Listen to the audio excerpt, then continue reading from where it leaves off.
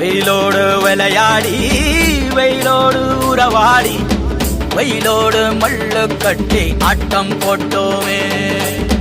எண்டூரு நெறிவூரு கருவேலங்காட்டோரோ அத்தான சுத்தி சுத்தி வட்டம் போட்டோமே.